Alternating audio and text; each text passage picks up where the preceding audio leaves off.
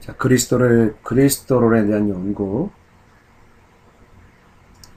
구약 성서의 암시적 메시아. 예수 당시의 유대인들은 성경을 읽을 때 현재 일어나고 있는 어떤 사건의 예언을 찾으려고 읽었다. 신약 성서 시대의 유대인과 그리스도인은 구약에서 예고된 말씀이 현재 눈앞에서 나타난 예수와 어떤 관련이 있는가에 관심을 가지고 있었다. 신약 성서의 기자들은 예수의 생애에 관하여 구약 성서가 예언했으며 그 예언이 예수의 지상생활에서 성취되었다고 보았다. 구약 성서의 메시아에 대한 약속은 그 백성들로 하여금 재난 때에 주를 향하여 충성을 다하도록 하는 하나의 수단이었다. 선지자들의 위로의 선포들은 바로 위대하신 회복주여 신정 왕국을 번성케 하시는 주이신 하나님께로 말미암은 것이 되었다.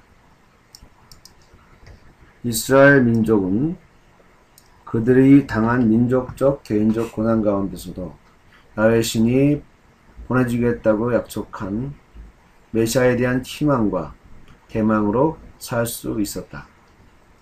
지혜자. 구약 성서는 메시아에 대하여 지혜자라는 말을 사용하고 있다.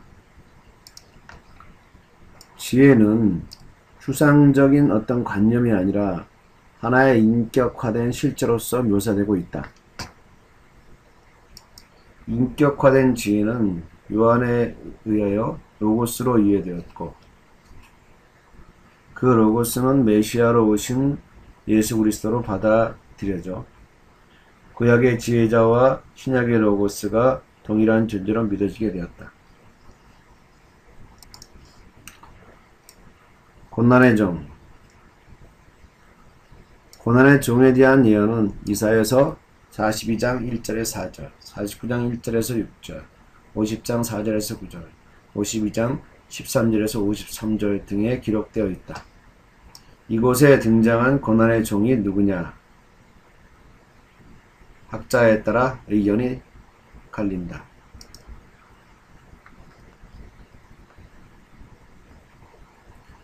신약 성서의 기자들은 예수의 삶의 모습과 고난의 종의 모습을 직간접적으로 연결시켜 이해하고 있다.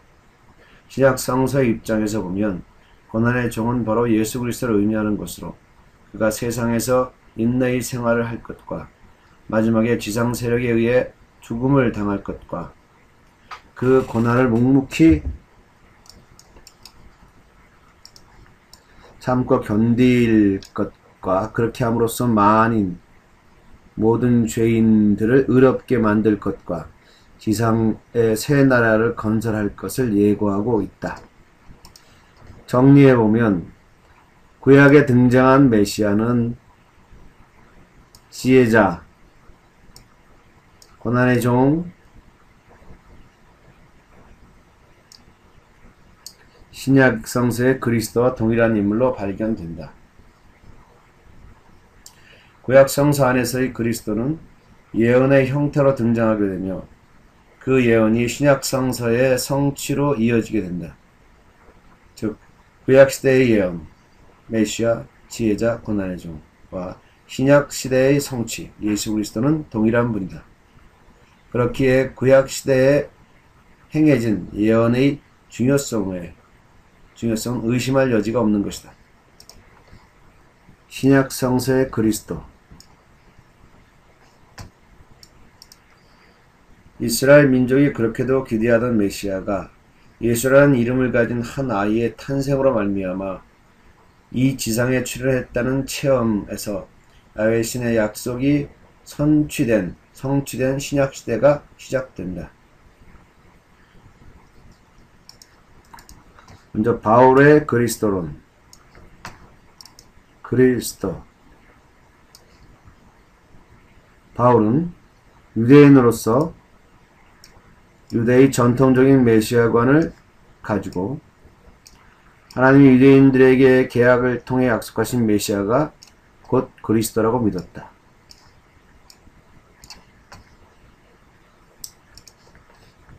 예수의 주되심은 단지 바울만 강조하는 것이 아니라 신약 성서 전체가 그렇게 강조하고 있다.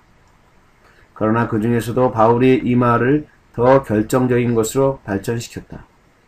예수의 주되심은 단지 생각으로서나 들어서 알았던 것이 아니라 직접 체험했기 때문에 바울은 예수의 주성에 대해 확신 있게 강조하게 되었다. 바울에게 있어서 예수를 주로 고백하는 것은 예수의 신적 권능을 인정할 뿐 아니라 그의 본체가 하나님이라는 것을 고백하는 것을 의미한다. 나아가서 바울은 예수 그리스도의 주되심을 단지 자신의 개인의 주가 아니라 우주적 주되심을 굳게 믿었다. 하나님의 아들. 복음서에서는 예수가 자기를 자주 인자라고 부른 것을 발견한다. 자기를 하나님의 아들이라고 한 말은 극히 드물다. 하지만 이와 달리 복음서와 정반대로 나타난다. 즉 바울 서신에서는 신자, 곧 하나님의 아들로 부른다.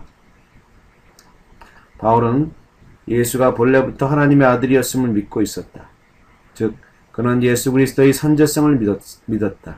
그리고 바울은 예수 그리스도는 하나님의 아들의 형체를 가진 분이지만 그 자리를 버리시고 이 세상에 오신 분으로 예수 그리스도의 신적 기원을 믿었다. 대속자.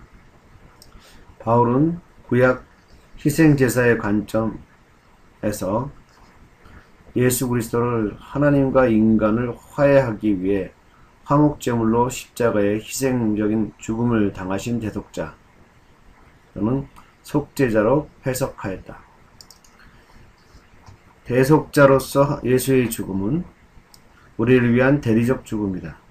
즉 예수가 우리가 죄로 인하여 당할 죽음을 대신 죽음으로써 우리를 구원하였다는 것이다. 우리를 위하란 바울의 관용어는 그의 서신 여러 곳에서 나타난다. 그리고 그리스도가 죽음을 통해서 우리의 죄를 속량함으로써 우리에게는 의의를 부여하셨다.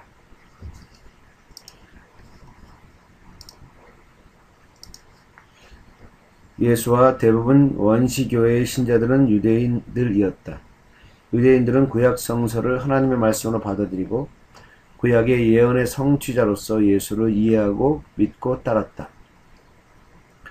이들이 기독교라는 새로운 종교와 교회라는 새로운 신앙 공동체를 시작한 것은 처음부터 의도적으로 계획된 것은 아니었다. 그것은 자신들의 스승인 예수가 적들에게 의해 죽임을 당하고 예수를 메시아로 믿고 따르던 자신들까지도 박해를 당하는 상황 속에서 비롯된 불가피한 선택이었다. 이러한 맥락 안에서 행해진 예수에 대한 신앙 고백적 해석을 유대적 그리스도론이라고 할 수 있다. 유대적 그리스도론. 이런 유대적 그리스도론을 보여주는 대표적인 책들이 바로 공관복음서이다. 공관복음서의 공통된 관점은 예수가 하나님 나라를 선포하신 메시아라는 사실을 입증하는 데 있다. 이스라엘 민족이 오랫동안 기다려온 하나님 나라의 통치를 실현시킬 메시아가 곧 나사렛 예수라는 사실을 동족인 이스라엘 민족에게 증거하고자 하는 것이 공관복음서의 공통된 목적이다. 마가복음의 많은 구절들은 자연으로서의 예수의 모습을 잘 드러내준다. 예수는 공생의 시초에 사단에게 시험을 받았다. 마가복음 1장 12절. 예수는 새벽 이른 미명에 일어나 한적한 곳에 가서 기도하였다. 마가복음 1장 35절. 예수는 요한에게서 회개의 세례를 받았다. 마가복음 1장 9절. 예수는 인간적인 감정을 가지고 노하고 슬퍼하셨다. 마가복음 3장 5절. 그리고 예수의 심판과 십자가의 죽음은 그분의 인간성에 대한 최종적 증거이다. 이러한 언급들은 마가가 예수를 인간의 한계성을 지닌 한 인간으로 이해했음을 분명하게 보여준다. 그러나 또 한편 마가에게 보여주는 예수는 보통 인간이 아니라 초자연적 능력이 충만한 신적 인간이었다. 즉 마가는 예수를 하나님 아들로 이해했다.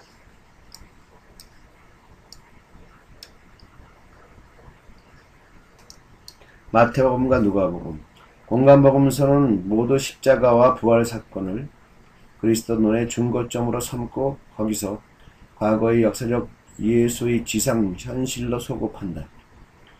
마태에 따르면 예수는 인간적 하나님을 갖지 않고 성령에 의해 잉태되었으며 따라서 출생에 있어서부터 예수는 하나님의 아들이셨다. 마태는 예수께서 임마누엘, 하나님이 우리와 함께 계심의 이름을 붙여 예수를 하나님과 동등시했다. 이것은 마가보다 마태에 있어 신성 그리스도론의 발전이 더욱 진전됨을 보여준다. 마태복음 5장부터 7장까지 산상보험에 나타난 6개의 반제는 모세의 율법을 인정하되 그 불완전성을 지적하고 완전한 새로운 율법과 계명을 주시는 율법 완성자로서의 예수 그리스도의 모습을 보여준다. 마태복음 24장부터 25장에는 이 메시아가 종말론적으로 심판주임을 말한다. 또한 예수 그리스도를 옛 이스라엘 대신에 새 이스라엘인 새로운 신앙 공동체 즉 교회를 세우신 교회의 주로서 나타난다. 예수 그리스도를 옛 이스라엘 대신에 새 이스라엘인 새로운 신앙 공동체 즉 교회를 세우신 교회의 주로서 나타낸다. 누가복음이 가장 소중한 가치는 다른 복음서에서 발견되지 않는 많은 예수의 비유를 담고 있다는 사실이다. 어리석은 부자, 불의한 청지기 비유, 부자와 나사로, 두 아들의 이야기, 선한 마리아, 사마리아 여인 등의 것이다. 이러한 비유들은 누가가 사회적으로 버림받은 사람들에 대한 특별한 관심을 갖고 있다는 사실을 입증한다고 하겠다.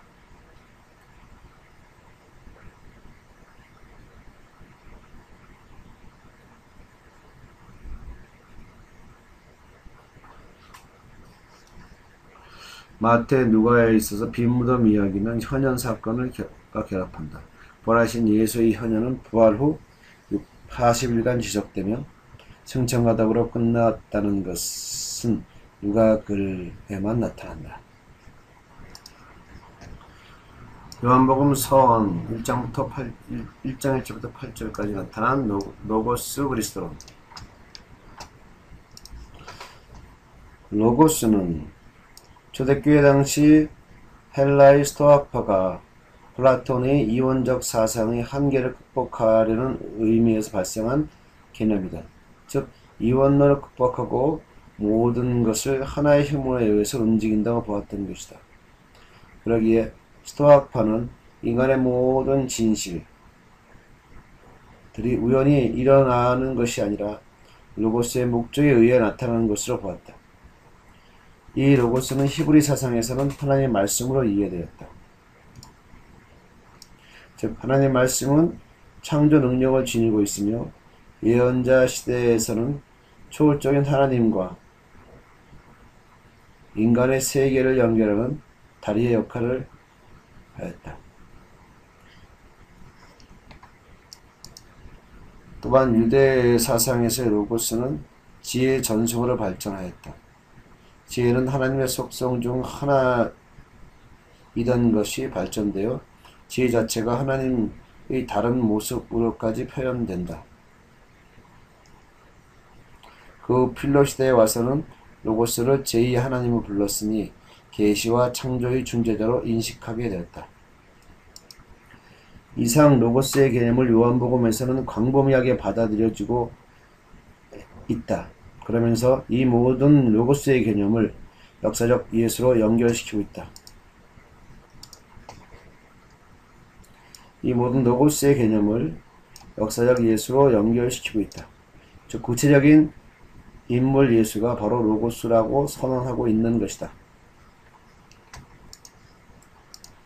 첫째, 로고스는 선재하며 영원하다. 로고스는 창세 이전에 있었으며 시간 속에 존재하게 된 세계의 일부가 아니라, 즉 로고스의 본질은 피조물이 아니라는 것이다. 이 말씀이 하나님과 함께 있었고 이 말씀은 곧 하나님이다. 로고스는 하나님과 같은 사역을 한다. 로고스는 생명 그리고 빛이다. 로고스는 구체적인 역사적 인물로 나타난다. 다섯째, 로고스와 하나님과의 관계는 아버지와 아들의 관계이다. 예수의 자기사랑. 예수는 예수의 입을 통하여 예수의 정체성을 보다 명확하게 드러내려 한다. 예수는 떡, 빛, 문, 목자, 부활, 길,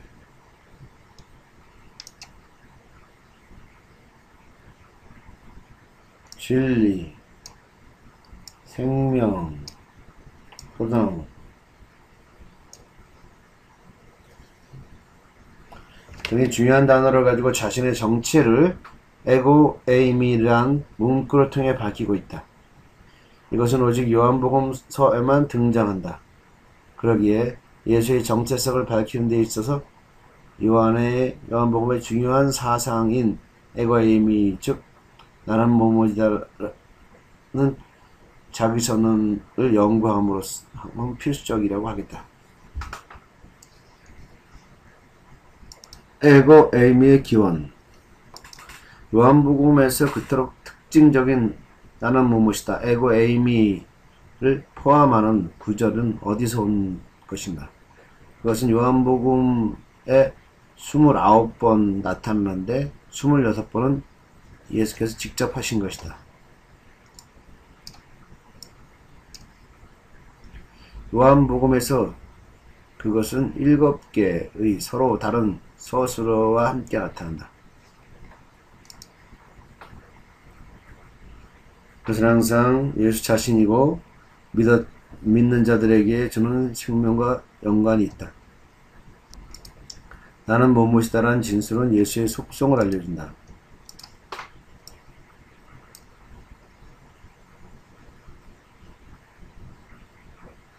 나는 무엇이다라는 말씀은 구약에서 하나님을 서술할 때 사용한 중요한 어구이다. 이 표현은 하나님의 권위와 자존성을 나타낸 말이다. 출애굽기 3장 14절에서 하나님은 자신의 이름을 모세에게 나는 스스로 있는 자 I am that I am 라고 계시하셨다. 또한 하나님은 이사야에서 나는 무엇이다 라고 말씀하셨다. 이러한 구약의 나는 무엇이다 라는 일반적 진술을 요한복음 저자는 예수의 자기선언인 나는 무엇이다 라고는 상징적이고 비유적으로 진술한다.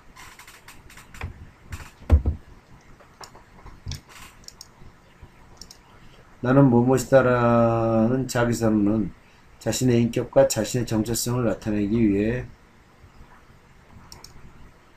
이는 예수께서 일시적으로 사용하신 것이다. 이 말에는 헬라어 강조 구문이 나타난다. 나는 무엇이다 라는 코인의 헬라어의 통상적인 방식인 에이미이다. 강조하기 위해 1인칭 대명사인 에고를 곧 덧붙일 수 있다. 에고를 덧붙일 경우 문자적 의미는 내 자신은 무엇이다 라는 뜻이 된다. 위에 살펴본 것처럼 요한복음 안에는 여러가지 자기선언들 중에 수로를 가진 나는 무엇이다 라는 말씀이 7개 등장한다. 자, 나는 생명의 떡이다. 떡. 나는 세상의 빛이다. 세상에 있는 자는 어둠 속에 있기 때문에 스스로 바른 길로 나아가지 못한다. 즉 어두움에는 빛이 필요하듯이 세상은 빛 대신 예수가 반드시 필요한 것이다. 이처럼 빛 대신 예수는 세상과 대조시켜 자신을 표현하신다. 아래의 편은 빛 대신 예수와 세상과의 대조를 살펴보는 것이다. 예수, 세상, 빛, 어둠, 갈 길 인도, 갈 길 모름, 결각, 제결. 나는 양의 문이다. 나는 생명의 떡이다. 6장 35절. 나는 생명의 떡이다. 6장 35절. 나는 세상의 빛이다. 8장 12절. 세상의 빛이다.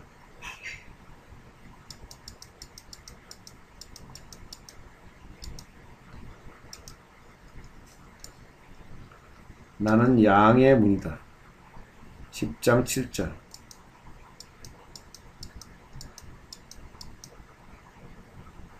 나는 선한 목자다. 10장 11절.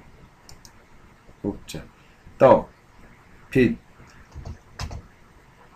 양의 문, 선한 목자.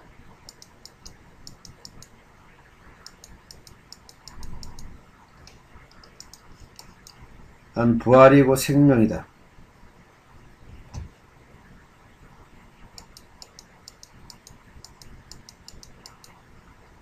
길이요 진리요 생명이다.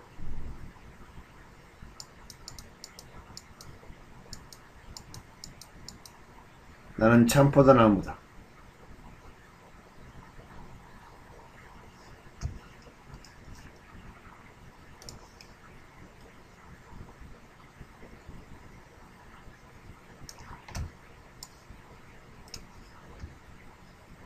나는 생명의 떡이다. 6장 35절. 나는 세상의 빛이다. 8장 12절. 나는 양의 문이다. 10장 7절. 나는 선한 목자다. 10장 11절. 나는 부활이요 생명이다. 11장 25절. 나는 길이요 진리요 생명이다. 14장 6절. 나는 참포도나무다. 15장 1절.